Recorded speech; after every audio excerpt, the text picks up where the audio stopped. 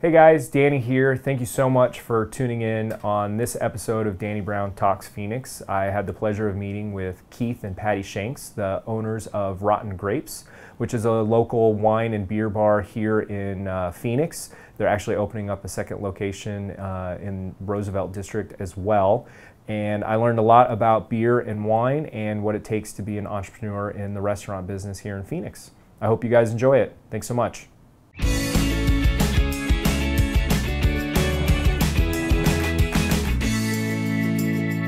Thank you guys for joining us today at your Central Phoenix location. Really appreciate it, or Uptown rather.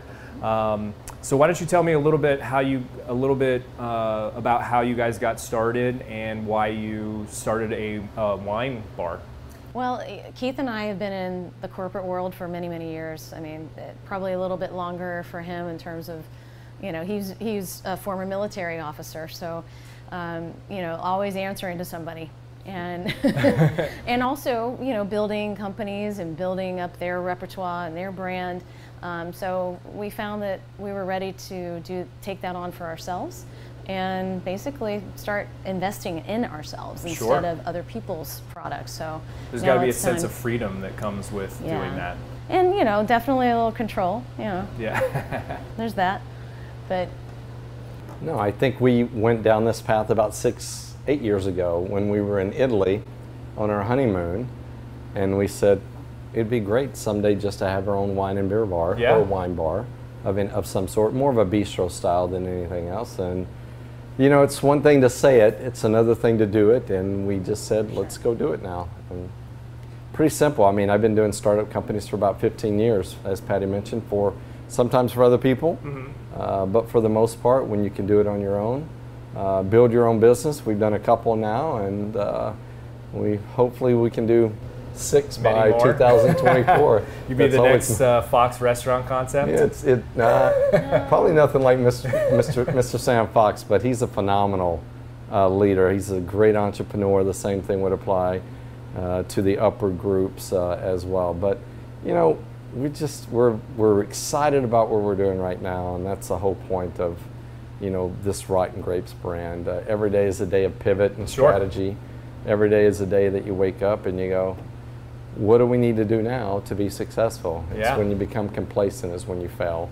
And I think that faces kind of all entrepreneurs in their small businesses. When they wake up, it's like, well, what fires am I going to have to put out today? What obstacles am I going to have to overcome, and what goals am I going to try and reach?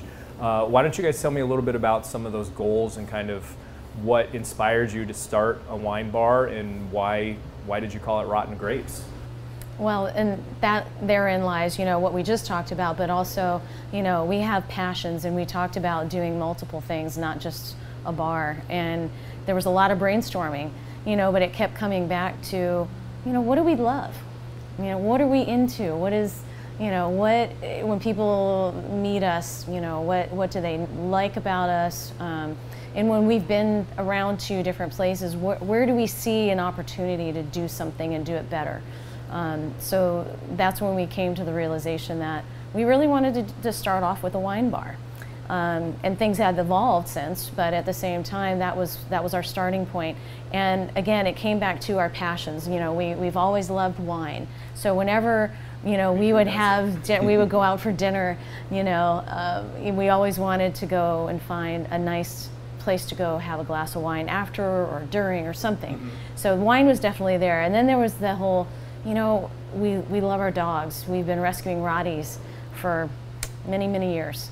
And we just have a love of the breed, and they're just so, they're just such big, lovable muffins, you know, we just love them.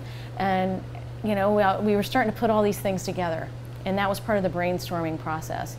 And that's, you know, after many names and that sort of thing, we, you know, just came up with Rott Grapes. Well, so I think it's a great brand name. It ties in, takes two of your passions and kind of ties them together. I think most entrepreneurs, if they pick something that they're truly in love with and love doing, that it's hard for them to not be successful. Agreed. And I think one of the things, like, your wine bar is one of my favorite places to go to in Phoenix, and I think it has to do with the culture and the passion that you guys have created in, you know, the 300 square feet that are across the walkway from us. It's a really cool place to visit and kind of hang out. And that passion is kind of contagious, I think, to your clientele. And that's what we want. We want that to be infectious with them. We want them to also enjoy being here as much as we do, and to feel comfortable, you know, wherever they are at, whether it be in the bar, on the patio, in the lounge. You know, there's that comfort zone that everybody, I think, can find here. So from when you guys got started to today has kind of been an evolution that you've gone through.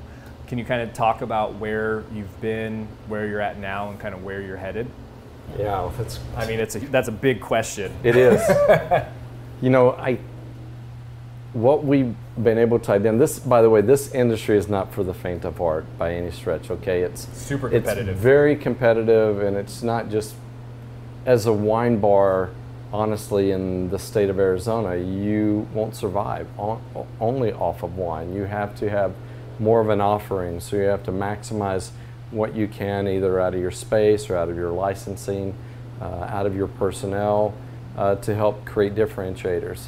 And that's what we encountered when we first took off, is going back to every day waking up, what can I do within our business to be successful? When I wrote the business plan, everything about the business plan was about, there's a primary, there's a secondary, the secondary meaning what does the roadmap look like? So the roadmap was very specific to a growth strategy, right? We needed to get our feet wet with what we're doing here, but then we needed to understand and be able to pivot naturally, and that's what we've been doing on a day-to-day basis here. And where that has taken us now is a second location down to Roosevelt Row at Roosevelt and 3rd Avenue, more on the 3rd Avenue side than Roosevelt. And that is a completely different concept. And in building that concept out, in even addressing your question even more so, is the evolution of what the future locations look like. Sure. Because sometimes you just can't, with today's draw, you just cannot be a single source of restaurateur. You have to think of how you can maximize your space, more of a multi-use type purpose space. Whether you're a restaurant or if you're an event menu, and you see that throughout the valley as well. I always look back to what really is our mission statement for us to be successful, and we call it the 5 Ps. Okay, it's extremely important. If you stay close to your mission statement, you'll be successful if you follow those 5 Ps. So in our particular case, is that for us to be successful as a business, we need to be profitable. If we can't make money within our business, we won't have a business, right? Yeah. We need to take care of our people. Our people are an extension of who we are. So the expectation is that when we're not here, that our people are taking care of our organization. We need to take care of our patrons. We need to listen to what our patrons, what the feedback is telling us. I don't always necessarily believe that every opinion is valuable, but you have to stop and listen because at the end, most of it is, the expectation of the information is that you should listen and pivot off of it as necessary or when you need to. Well, it's tough in this day and age because everybody has a voice now with the internet, and everybody has an opinion, and sometimes those opinions can be completely unfounded. Sure. And still, especially in this industry, really, really affect your bottom line in such a negative way. It can. I mean, absolutely. I'm not a huge fan of Yelp for that fact. Well, Yelp or Google, there's credence with both of them, quite frankly. I think there's energy that people put into writing a positive or a negative review. So give them the benefit of the doubt for them to react either negatively or positively. There was something about your experience that you created that says, I need to react, okay? I don't think people blatantly go to Yelp to write negative reviews. I think there's a sense of purpose that they have when they do. Sure. So give them the right sense of purpose, and that's where the customer service side or taking care of your patrons are meaningful to that P positive, right? The fourth, there are peers. You have to see what's going on in the industry around you, whether if it's external or if it's internal, meaning in Arizona and or external in another location. Because there are really a lot of smart people out there that know what they're doing. And why try to reinvent a wheel? Why not replicate someone else's success? Hey, put your own spin to it, but if you can do something that's positive, and there's a reason why they're successful, okay? Why not play off of that? At the end of the day, plagiarism is allowed past 10th grade English, okay? So you can get away with that stuff. And then the fifth would be our pups. Our pups are our brand, okay? Yeah. If you stay committed to your brand, Rotten Grapes with our Rotties and our love for wine, it's catchy, it's a play on words, but it's who we are. It's where we've always been. You know, and just one last comment about the whole Yelp thing and businesses in general. I think Yelp and Google are really good indicators of how well your business is going, maybe in the first couple of months. If you give people the opportunity to express their opinion about you, they will. Oh, for sure. And if you go out on Yelp or Google and you look at anything that's a 3.5 average or less, there are two things that you're going to see within those restaurant organizations or bars or whatever you have. And those are going to be poor service or bad food. That's typically where two indicators that people express themselves about your performance. If you can master those two, you'll have great patrons. And by the way, when they have a great experience, they'll come back 10 times. And by the way, they'll tell 10 people. Oh, absolutely. And by the way, if they have a negative experience, usually they'll tell 10 20. people, right? Yeah. So if you pay attention to that, you can be. So we have a lot of focus in that area, and that's about our roadmap right now. Multi-use space, what can we do out of it? Downtown, that element of the multi-use space is both the restaurant side. It's a pretty extensive restaurant, seats about 130. Wow. Which is great. Which so we're going much bigger than here. That's a big difference than what you have It's double here. the size here. We'll have a bottle shop in it. So with our licensing, I was telling you earlier how you should maximize your license. So a bottle shop, is that like what, is it Tomoso's or? Oh, Tommaso's? Tommaso's, where you can that's buy. really more of a, I think, a walk-in. I haven't been there in a long time. Well, they've got like the market where you can buy bottles of wine Sure. and then take it next door to the bar and actually drink it. Is that kind So of what it's you're more of an describing? on-premise. This would be more of an off-premise, meaning Okay. you can buy a 6-pack or 4-pack to go instead of us opening it up in the restaurant for you okay. and then recorking. So you can bottle a bottle of wine or once again beer. We'll have 3 doors for that. It gives that one patron, and a good example is on takeout. I want a pizza to go, and I'm going to grab a 4-pack. Perfect. Like one stop. You have to, for that type of licensing, we're doing a restaurant license, but we're also stacking another license on top so we can offer the bottle shop. That's very cool. And then it being a multi-use space, we have a couple of different areas that we can do private groups, like this particular space. We can close this off from the main area over there, and someone can do a private event right here. We'll have that concept there too. Makes it much more beneficial for larger groups. For sure. And then finally down in that space, we have a basement. In that basement, we actually have a completely different concept integrated into a speakeasy. So neat. the speakeasy will have its own venue within Rotten Grapes, and it's going to be called the Onyx. By the way, Onyx is one of our dogs, right? It plays in line with Rotten Grapes. Yeah. And we're playing up on that right now. It'll be on the website. It'll be reservation only online on the website. But you're not going to see Onyx anywhere on it. You're just going to have to find the hidden door on the website so you can do the online reservation. That's super cool. And then we're going to do something really fun with even the speakeasy on the beverage side. It's artisan type cocktails, but something really fun there that will draw people in to say this. You have to create some type of unique experience. Okay, the entire space doesn't need to be unique, but if there's a catch that draws people in, that makes them want to have that additional experience, do that. We're always of the mindset to say yes if we can. I think that's really cool. Citizen Public House had something similar to that back in the day where they had a speakeasy upstairs and you could only be invited by them to go. but they ended up shutting it down, and I had gone once, and it was like a really cool artisan drinks and very craft oriented, and you had the bartender, made it all kind of right there in front of you. So I don't know why they didn't continue keeping it going, because it was such a neat idea, and it was fun to go if you could get up there.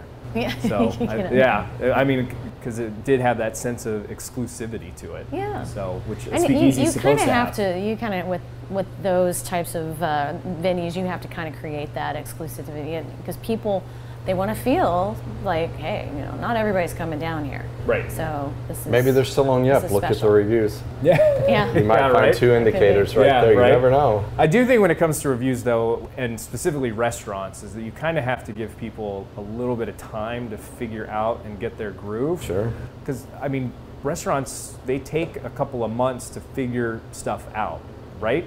So I always felt people need to give restaurants, you know, the benefit of the doubt and go maybe once or twice, especially new locations and new restaurants, before they rip them apart on Yelp. Well, it's up to the owners to have that. We already have that in place. Yeah. We know what we're doing the first month. Right. We know what we're going to do at the third month. We know what we're going to do at the 6th month, and we know what we're going to do after a year. It's all the roadmap to building the success for that. Yeah. And if you don't stay committed to that, and if you just open up without the strategy, you're going to get the Yelp reviews. And well, I think the big difference is probably, like, you ran other small businesses, and I think that plays. You're running this as a business. Sure. You're not a bartender who got the idea to open up a bar, or a chef that decided to open up a restaurant with no sort of business background.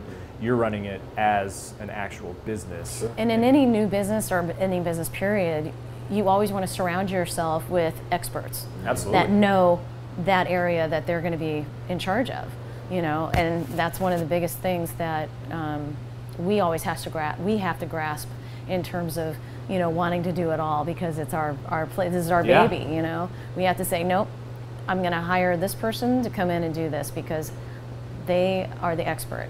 I'm an expert on how the back of house should be run. This is, you know, what I do. I'm an expert in the marketing, let's just say. You know, Keith is, you know, very strategically minded. So we know where our strengths lie, and so we have to focus on those. Yep. And then let those people that we've, you know, hired and, you know, partnered with, let them do, you know, we'll all come together with the, you know, the meeting of the minds, but they have to know, you know, this is what I can focus on. it's your second P. It's your people. Yeah. Your people, absolutely. You cannot be successful without good people around you. I think that as a business owner, you know, for me as a small business owner, my clients are my team. They're my employees, and then they take care of our clients. So for you, it's got to be probably the same, that you need to take care of your people so that they have the ability to take care of the clients and your patrons. And one of the biggest things we always tell our people is, we would rather you manage us. Yeah. You know, we really do not want to have to manage our people. We want them to manage us. It's empowering. Yeah. You know, they know they can make mistakes, and that's fine. It's going to happen, okay? Make the right mistakes, not the wrong mistakes. And learn from them. Learn from those mistakes. Yeah, right. Don't make it multiple times. I can forgive a mistake. I can't forgive the same mistake made twice. Yeah, we have a great staff here. We just hired 35 people downtown. Wow. 35. We're going from a handful to boom. Second time around, though, we'll do it. We'll do it a little bit better. We were keenly focused on the type of people that we needed, not necessarily the experience. It was about who you are, not about this resume of where you've been. I always say you can coach and train skills. You can't coach and train attitude. No. It's true. And we always say we can't teach you to have a good personality or to be nice. Yeah. But we can teach you to be a good employee, Yeah. We had a little meet and greet last week with those that could make it, of the new hires, and it was really exciting to meet so many excited people that, you know, came here, and they're not even going to be working here necessarily, but they're excited about downtown, and, you know, especially some of the younger folks that, you know, this is going to be maybe their first job. That's so awesome. You know. Where are you finding? We talked about this earlier. There's kind of a shortage of just quality talent, I think, in all fields in Phoenix. So where are you finding these people? And again, it comes back to surrounding yourself with great people and experience. So we've been blessed that we've gotten some people that have you know, just a great amount of experience, but they have the personality, and they've made friends, and they've created this network of people that are following them. Oh, wow. You know, so there's that piece of it. And then, you know, a lot of it's just branching out there to the various, you know, entities where you find jobs. Sure. And, you know, there's Indeed, and I mean, even Craigslist, we've, you know, done some postings Oh, wow. on Craigslist.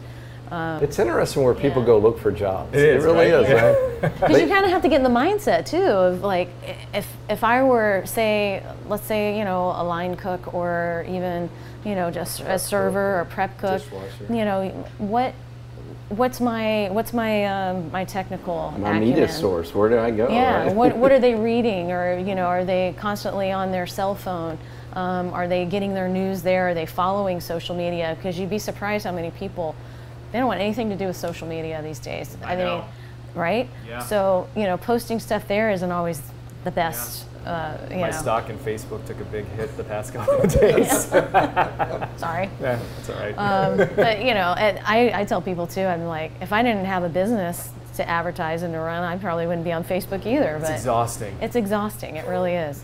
You know, it's nice to keep up with, you know, some close friends and family, and Right. see, you know, how the families are, you know, growing and sort of thing. But You need for a the most team part- these days to be able to manage the different Yes. platforms and we're creating the team. Yeah. Yes. Yeah. Yeah. To help with that. So, yeah.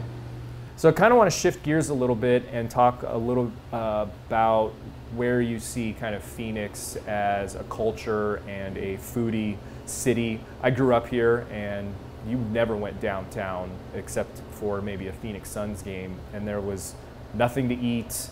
It was There's no nightlife. There's no nightlife at all. No. And, you know, over the last, gosh, maybe 15 years, maybe even less than that, it's been this drastic change. What, as somebody that's in it kind of every day, what do you attribute that change to, and where do you kind of see it evolving?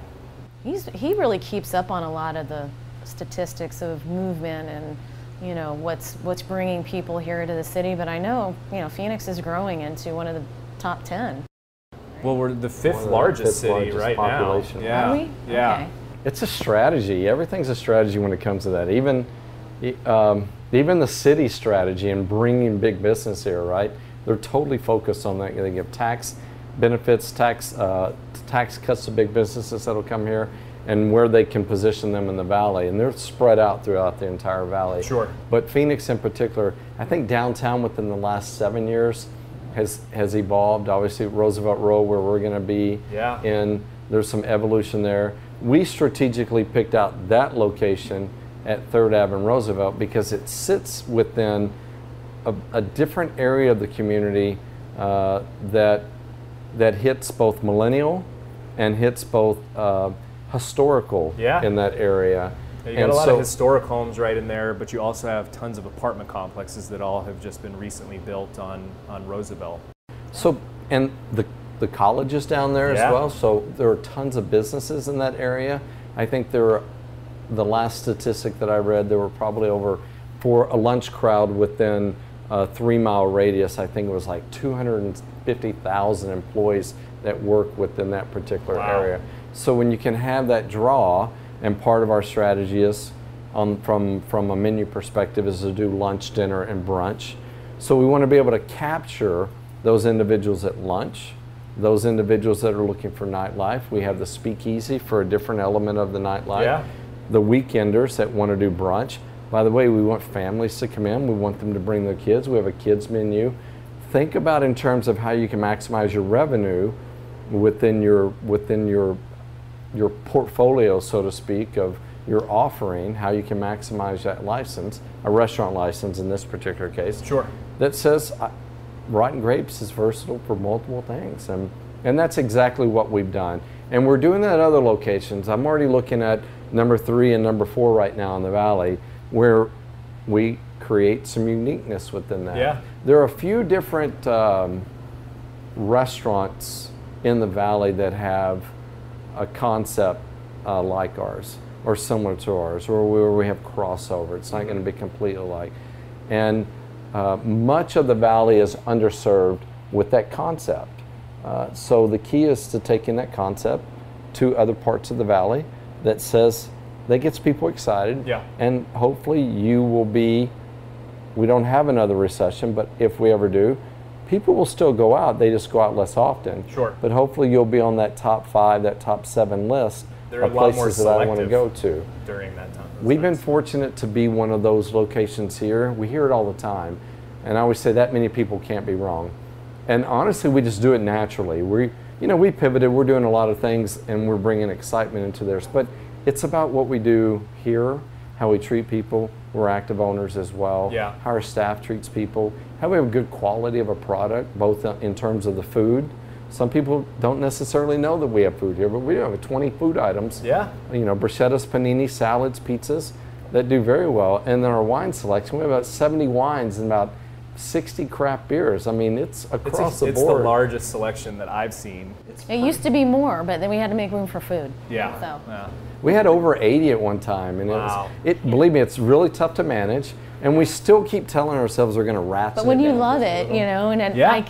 I love talking to people about our wine list, you know, and I'm always like, oh, but I just tasted one last week that I'm going to bring in, and you're going to love it, yeah, because I just get like that. And you know, some people are like, how do you do it? I'm like, because I love it, because I just love all the various notes and flavors and things that you can pair it with. Yeah. You know, that's part of the passion, right? Sure. The demographics of the market will tell you where you need to go or where you can be successful. And it's your job, if you're going to go there, that you make sure that you have sustainability with that.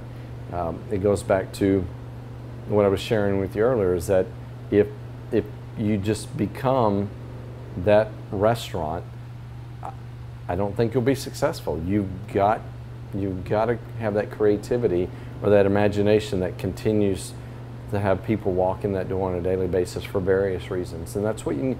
Multi-type use space is extremely important. For sure, for sure. So you had mentioned earlier something about wine pairing, and how do you stay informed and with so many different options, and how do you go about, you know, making someone who may not know a lot about beer and wine and how to pair it? How do you make them feel comfortable? You know, we've all been a beginner at something, and that's the first thing, is I let people know, like, hey, I used to not know a thing about wine. You know, I was very young. But the thing is everybody has a starting point, and it's to share that enthusiasm and let them know, oh, I'm excited for you to start this journey, and we're going to start you off with something that you're sure to like. And if you start to move on from that, then we've got the next level and the next, because we've all kind of gone through phases where, you know, I used to drink nothing but Shiraz, which was why I named one of my Rotties Shiraz. I was on this Shiraz kick at the time. And, you know, then from there I kind of was like, you know, I'm starting to like, you know, this varietal of wine now, or I'm starting to like these blends, or, you know, we all go through these little phases. So anybody that's beginning in wine, or even in craft beer, is going to go through that as well. I mean, I think we all, you know, probably as teenagers, maybe if we dabbled a little bit and trying dad's beer, or, you know, mom's wine or something that. It was usually not good yeah, stuff. it was not, what we were into. But Coors at some Light or point, boxed wine. you find something that, you know, you're like, oh, this is palatable. Yeah. I can put down, you know, a couple of these, and anyway. But you do, your palate does grow, you know, and it happens with food. So why wouldn't it happen with, you know, wine and beer? You know, it's an evolution, and our palates do grow. Because I think of things that I had as a kid that I think back, I'm like, God, I used to love eating that. Nowadays, if I were to have it, I'd be like, ooh, yeah, right. How did I, you know, ever like this? But you know, I think that's kind of the passion again, to share with somebody that comes in like, look, I just came in with a friend. They love this place. They always go, I'm not much of a wine drinker, but I've been wanting to try. I'm like, okay, great. So let's start with, you know, what have you had for lunch today? Because a lot of times you get an idea of what their palate's going to be like just by, you know, what they typically eat, you know, and that's an interesting way to go about it. Because a lot of times you want to start people off with a white wine because it's a little easier to drink. Red wines can tend to be a little tannic and drying. So, but not always. You know, sometimes I get people that are like, no, I've had a red wine before. I really liked it. Okay, great. So let's start with something around those neighborhoods. You know, wineries and breweries they're extremely smart and creative chemists is what they are. And it's really their evolution that has allowed you to evolve, or me to evolve, or Patty to evolve, in that, and it's called the blend. Everything's being blended now. Yeah. That makes it really interesting, exciting for someone that, as you mentioned earlier, you mentioned, you know, the Coors Lights. I always say the Coors Lights and the Bud Lights are those individuals that still drink it. Their palate hasn't acclimated past 21 years old. I'm going to say that to my brother. Because there's a lot more in the space if you do the tasting. So my brother came in town, he's on a couple of occasions, and he'll come in and we'll sit down. Obviously we don't have Coors Light or Bud Light or any of those, but he's open to tasting, and you'll be surprised the things that he thought, man, that was really good. I didn't expect that. But once again, pay credence to the breweries and the wineries for doing that, because they got you away from the status quo. For sure. And their creativity, and every year they all pivot. Back in the day on the winery side, it was about just aged wine was only good wine. Now about 90% of wines, when you open that bottle, they're ready to drink, okay? So there's no, do I need to let it sit for 5, 10, 30 minutes? Do I need to aerate it? Do I need it to breathe? Something like that. These guys are very creative how they can now make wine. And the same thing on the beer side. I mean, I was reading, I read articles every year about what beer is doing, but you know, what's the next phase of beer into 2018? What are those next, you know, the blends that they're going to come up with, right? Something that's barrel aged and might have a sour spin on it. I mean, that's really cool stuff. Or it may have a little Pinot Noir thrown in it too. Yeah, you're seeing that as well. And you're seeing a sour IPA the other day. You're seeing so many influxes of thing. rosé, because rosé is a big trending thing. Oh, right. Yeah. So everybody's got some sort of rosé. You know, we've got a really popular cider rosé. It's that approachable. does really well. Yeah. It is. Rosé's approachable. And that's another aspect of, you know, It's good for introducing. brunch. Yes, and it's, you know, introducing something different to people that, you know, I don't really like beer and I'm not really into wine. I'm like, let's combine them and see how that, you know, sometimes two negatives can make a positive. So we give credit to the wineries and the breweries. We're just a messenger. Sure. When you have the knowledge, because we're trained in that area, we go through distribution for our beers, sometimes directly with the brewery, sometimes directly with the winery, but they provide us that information that allows us to educate our patrons. And then you position that with your patrons and you let them figure out what they like and what they don't like. That's the cool thing about it, man.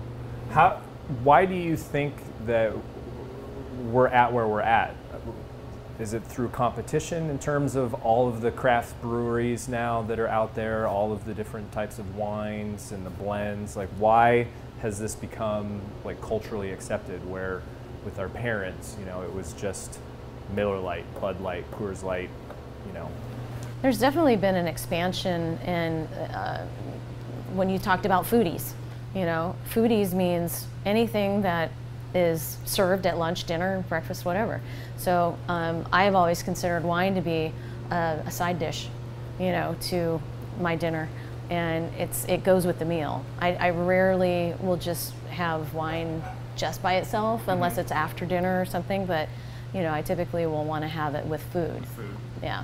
So I think with that comes to, you know, foodies are talking about all the notes, and when you drink something, you just don't want to have a soda or, you know, or beer that's not going to complement your meal. Right. You want something that's going to complement what you're eating, and vice versa. Because a lot of times there's a reason why you're having the drink, not to just get a buzz. It's I look at it on the taste. business side, and the business side is that entrepreneurs, man. Yeah. I mean, there are so many entrepreneurs marketing. I mean, they're creating themselves. Millennials are creating a lot of this too. Yeah. I think other generations are breeding off of that as well. And when it's not hard to be creative, it's much harder to execute on that creativity. So, but when you have that opportunity out there, honestly, I don't think business has changed in the last 50 years. I think the way our mindset has changed, because we maybe don't necessarily want to work for anyone anymore. Yeah. And maybe our kids are learning that at an earlier age. And, you know, we've given them the opportunities to, you know, to empower them to want to go do something fun.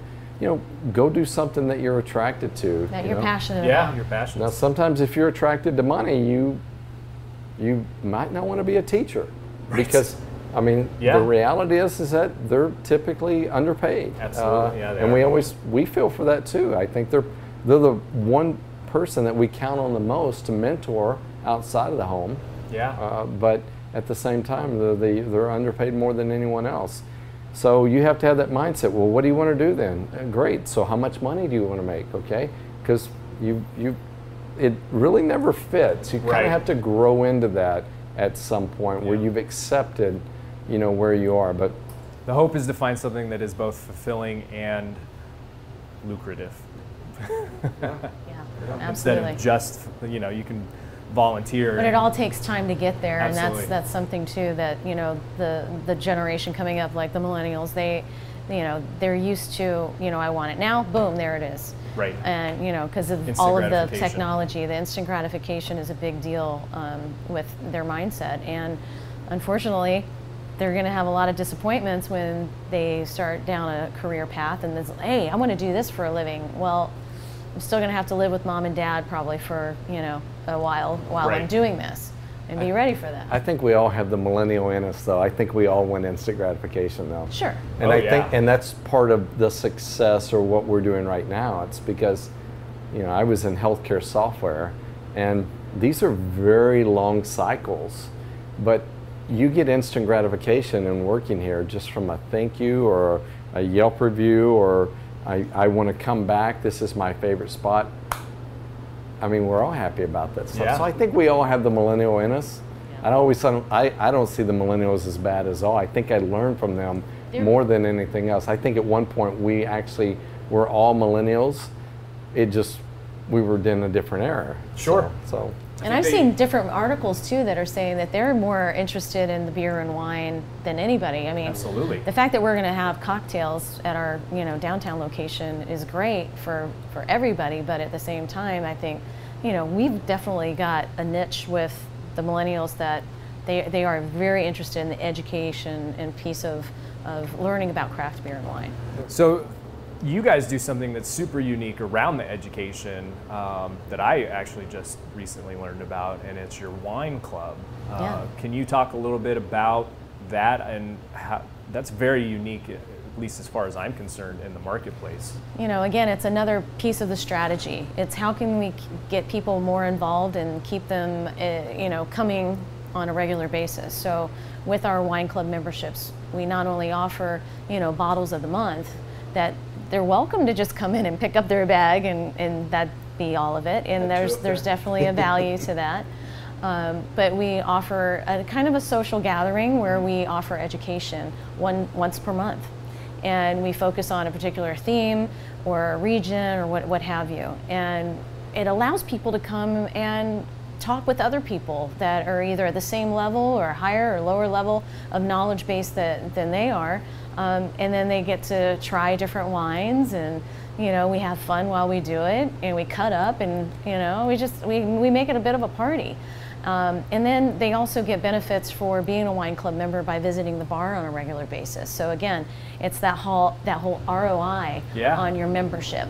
It's not just about picking up your bottles and see ya. Yeah. It kind of creates a sense of loyalty too.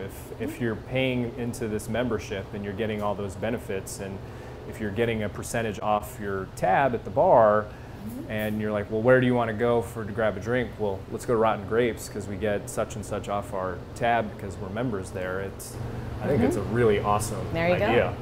Yeah, the membership itself is not a moneymaker for us. Sure. It's just the individuals that join the wine club and they're engaged and they continue to come back. It's that. Well, you're deepening the relationships with those people, totally I would imagine. I would agree, yeah.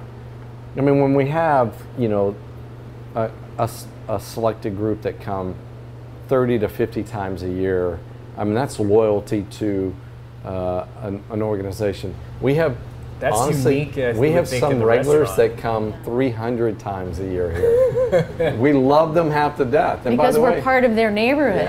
We're part of the community. Yeah. And by the way, they're not alcoholics either. They're They come in and it's that social experience and it's Sure. engagement with our staff or just learning something new or the dog-friendly patio. It's just, Yeah. it kind of all intertwines, you know, or they come for trivia night or they come for our board and bottle night or they come for comedy and live music. I mean, there are a lot of things that just draw people here. Kind of social therapy, you know? Absolutely, yeah, Yeah. yeah. It's a lot better. I think a lot of people, you know, before they go to bed, will have a glass of wine or, you know, beer or whatever.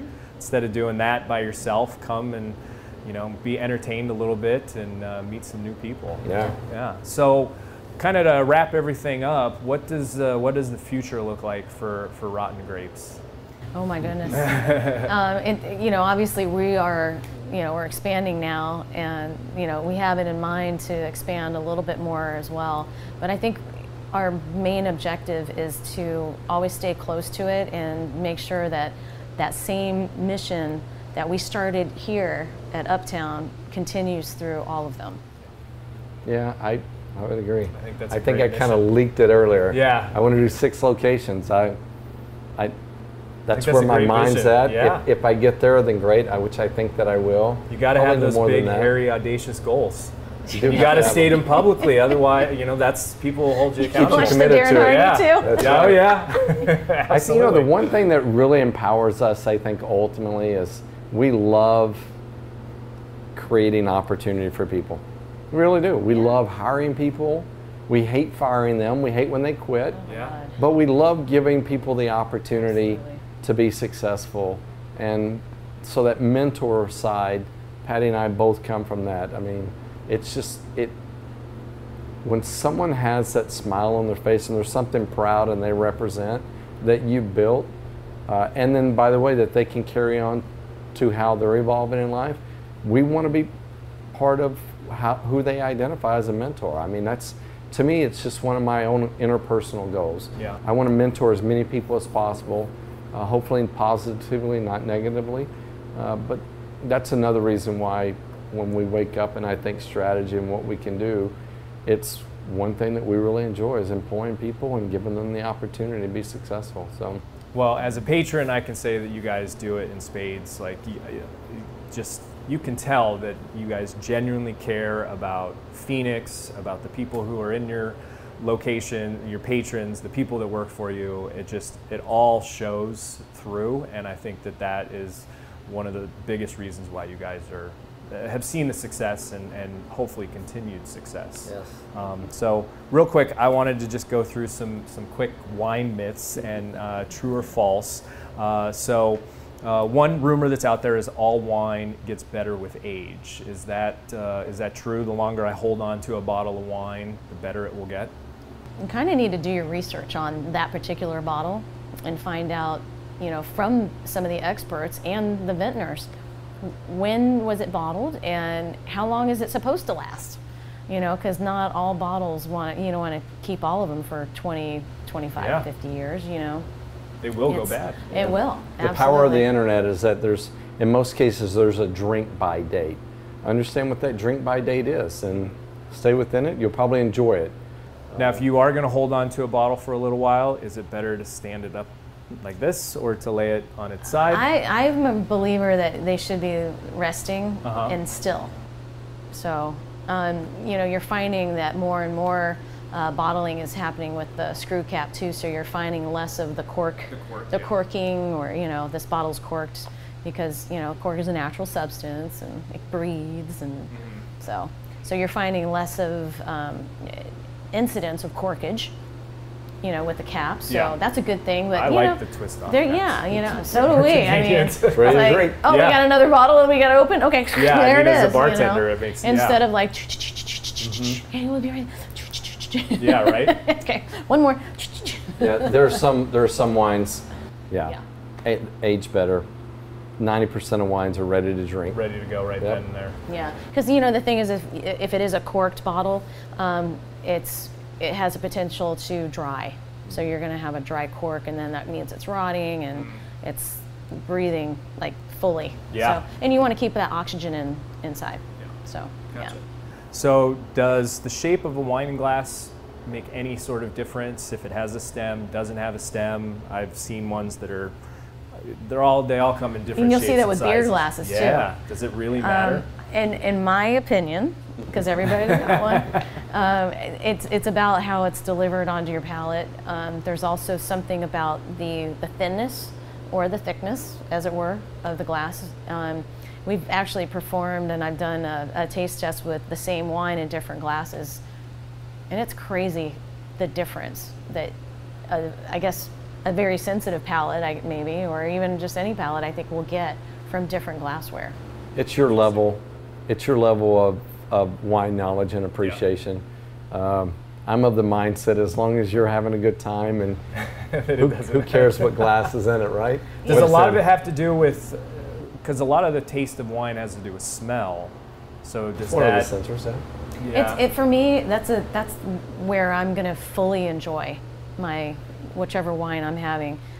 It's going to be in that swirl and that olfactory, because your olfactory is your most powerful sense. Right. So you think about when you're tasting food, or wine for that matter, it's going to be right around there, and then as you drink it, you're getting that full flavor, because it's also up here, and that's radiating from there. So if you know how it is when you're sick with a stuffy nose, nothing tastes good. Nothing tastes good, yeah. So, makes sense? Yeah, absolutely. Yeah, because you can't taste anything. But now if you get that big no, and then you have your sip, and then it all comes together. I'm like the vast majority of people. I know wine, but I dumb it down, man. Yeah. I just drink now, it. have we gone to parties and all they have are the solo cups? Yeah, a red solo cup. and you've got there's no wine glasses to be found, or they've hidden them away because they don't want them broken. They want broken. Yeah, that happens. But it's when I'm still doing this in the solo cup. The kids, I can't help it. When you know wine, you know when it's bad. Yeah. And that's when I don't drink it. But I know if it's a good. If it's good by the smell, right? Yeah. That's the first indicator. Then I don't care what you put it in. And yes, it doesn't taste as good in a solo cup. It doesn't. It doesn't. Yeah. No, it doesn't. Yeah. It doesn't. And ping pong balls definitely. Yeah. Definitely adds a totally different flavor. Yeah. So does the price of the wine, does that matter in terms of the quality and the taste? No. You are going to get what you pay for in a certain stance. So sure, $2 Chucks can be way different than I think there's a that I would never drink. I think there's a breaking point at what point a bottle of wine is going to be like, yeah, it's just okay, because we have a couple of wines that come to mind, and I won't say what they are, that one's at the higher echelon, and one's maybe at the medium point, and I think I find them both equally as good. But they're made by very knowledgeable people, and the energy and the passion that's gone into those. So it's just a matter really of doing a lot of research, doing some tasting, and that's one of the things too that we offer here, so people can actually get that experience. Here, taste this less expensive wine. We do wine flights. Here, let's do all cabs, so you can taste, like, this is our house cab, if you will, and then we have one that's a little bit better, and then one that's a little bit nicer, a higher price point, and you tell us what you like best. And so, that's a good way to approach that question and achieve an answer. We do this, we taste every week, okay? Patty more than me. But when you taste, that's the cool thing about understanding wines at price points, because I'm the business side, I'm the finance guy, I'm the one that's really looking at the bottom line. Sure. The cool thing is when you taste and you have, from a cost perspective, a least expensive bottle, but you get the quality out of it, it blows my mind. Because I've tasted some least expensive wines over some really expensive wines, and I go, I'll drink that any day over that. Sure. So it is a myth. It is a myth. More expensive doesn't mean that it's going to be the best. And honestly, it's what you're tasting too, and what varietals you're looking for. If it's something that's on, maybe on the fruit forward side, or something that you're on the dry end, on the back side. Mm-hmm. So it just depends on what you're really looking for. But yeah, definitely a myth on that one. Okay. Definitely a myth. You can get some really good quality wines, whether if it's at Total Wine or if it's even at the grocery store. You can find some really inexpensive wines. But if you know wine and you know what you're looking for, yeah, you'll have a great experience with it, you know.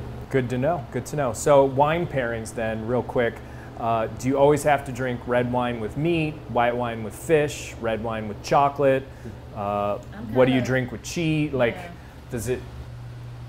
You know, I really love a good glass of red wine. And So do I, but when it's 110 outside, yeah, there's that. I'll go with But white. I mean, as far as it goes with food pairings, you know, yeah, sometimes it matters. You know, like I know we love to eat a lot of fish, but I love a big robust cab or a big, you know, juicy blend. So, you know, it's not always the best pairing. So maybe, you know, with dinner I have a rosé or, you know, or even a Pinot Noir. Yeah. If I really want to Something a little have, lighter. yeah, some of that's a lighter red or Sangiovese even. Some of them are kind of light. So, you know, it's kind of making sure that is this going to be okay with this? Yeah, What flavors can I add to the food so I can have red? we can keep it traditional and help you pair. Yeah. I'm a traditional, so I'm really not into that. It's whatever kick I'm on. I'm Sure. probably going to drink a Malbec right now. It doesn't matter what I'm eating. Typically, it complements a lot. The fish side, I'm indifferent. I think whatever makes you happy that day, you don't have to be traditional. I mean, color outside the lines every now and then, right? Just It makes life interesting. whatever makes you happy. We can guide you down that road. If someone's asked us, hey, this is what I'm having, what can you recommend? Obviously, we'll recommend it.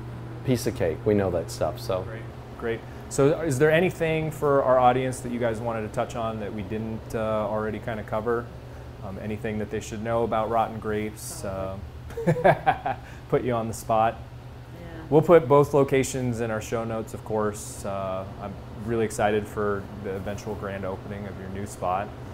Do you know roughly when that is there a... It seems like it changes every hour. you know, I think we're going to target grand opening September 4th. We'll do soft openings before then. Yeah. We'll probably be open within the next couple of weeks. Awesome. A lot of things are playing. I mean, we're 95% there. It's always that last 5 that we're creeping there, right? Inching our way. It's kind of like the averages, right? You can only get so high with the average. You'll never get to 100 though. Right. And that's where we're at right now. So we're only a couple of weeks away. I think ultimately, to me, I mean, my parting is this. First of all, I drink my entire glass of wine, and you guys shouldn't drink anything. I so now share. I really feel like the person that's overconsumed here. But I mean, like everything to me really comes back to just this passion that we have, and wanting to be not necessarily different, but to be ourselves. And if you can, whether and we're kind of an open book with this, okay? I've shared a lot of our strategies and a lot of things that we look at. It's indifferent. I would take on any entrepreneur, any individual that's looking to grow in business and or needs mentoring. Call me, come here. I'll talk to anyone, okay? Yeah. Because I believe in empowering people to be successful. One thing that I always tell individuals that either come here or that over the years, I've had, I'm a former naval officer. I've had thousands of people that have worked for me in the military and outside. Is that keep that resume updated, for 2 reasons. If you're successful, people are going to want to talk to you, and they're going to want to know more about you, but they're also going to want to have a resume, and they might give you an opportunity. I think you should always listen to that, especially if you don't own the business. If you're working for someone else, you should always strive to be something else. And on the reverse end, if you're not doing well, maybe the business is just not a good fit for you, but maybe you're just a poor performer. You should probably have your resume updated, because you probably need to go somewhere else, okay? That's great Give them a advice. fair shake with all of Find your that. passion, right? And I think right. if you're honest and upfront with people like that, I think they have a better appreciation. Sometimes when they're the less performers, they don't always accept it. Yeah. Hey, but it is what it is, okay? Well, in the world of participation trophies, it's hard for people to hear that. Sometimes it is, and some people need the participation trophy to take them to the next level as well, though. Okay, you have to empower people in any way possible. Okay, I'm not anti-participation. I'm just very much empowering people if we can do that. Sure. And the other thing that I share with our staff, more importantly, is they're always 51 and I'm always 49, or we're 49. If they're successful, it's because of them. They're that 51% that made them successful, that empowered them to want to be more than what they are. But if they failed, they're still that 51% because there's a reason why they're not in the position that they want to be in. We're always the 49%. We're the tool in your toolbox. Depends on how far you take that, which will determine your success. So that's what I really want people to understand, that what we do. We mentor. We're excited to be around, obviously. We think we are in some cases, definitely our staff. But we're kind of an open book, you know. We lead by example. We're owner-operators, and we will with all 6 locations when we get there. Two right now. But, you know, we build the right people around us, and it'll happen. Exactly. So that's probably what I would want to part with. Yeah. All right. And if people want to follow you online or social media, what's your website? Grapes. And yeah. So yeah, we're out there as Rotten Grapes. Our website is Rotten Grapes, no E. Just ROTTN. Yeah, grapes at .com. And then of course on Facebook, same, Instagram, Twitter. Fantastic. So all that good stuff. Is that all of them? We have a fun All the main Facebook ones. and Instagram page. I like following it and seeing what you guys are up to. Well, the website's cool too. We got a virtual tour on the website. So many that you people can say sit all in the here. time that they can't find us or they had a hard time finding us. I'm like, look, it's on our website. Did you Google us? Yeah. It's right there. Right? Yeah. You know. Yeah. So, Well, it's a cool spot. You guys do awesome work. I love your place. I can't wait for the new place to come, and all 6 locations. I think they're all going to be really neat, and I can't wait to watch you guys grow and take over the valley.